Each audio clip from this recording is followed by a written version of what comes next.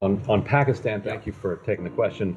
So far, the preliminary results have Imran Khan's party, I think, at this point, with leading in 136 districts. That's three times the next closest one.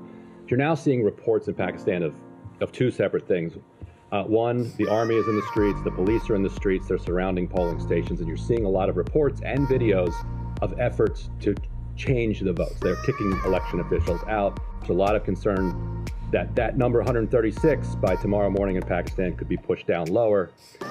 Separately, you're seeing also surface in Pakistan an attempt by the kind of military-connected officials to take the independents who are associated with PTI and pressure them to join other parties. So even though Imran Khan's party might win a majority, after torture and bribery, you could have a different government take power. So you, from the podium, stood up for free and fair elections.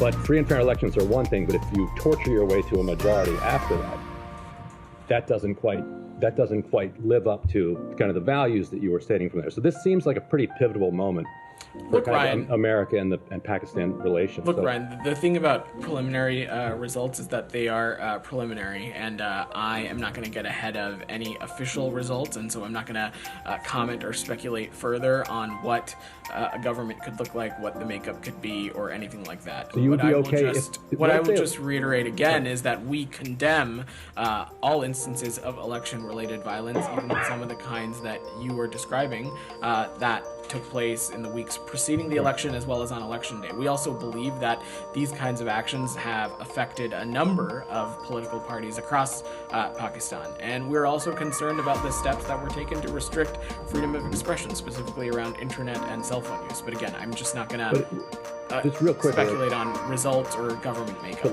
But let's say the Pakistani people do elect a majority of independents associated with the PTI, but then after a bunch of backroom negotiations, which are accompanied by reports of torture, all of a sudden there's another candidate that has a majority. Would that be okay with the United States? I'm not gonna. You can't say that wouldn't be okay with the United States. I'm not gonna hypothesize on a made-up situation that you're just describing right now. We will, at some point, I have no doubt that the United States of America will comment on the official election results when they happen. But until then, we will defer to the electoral process.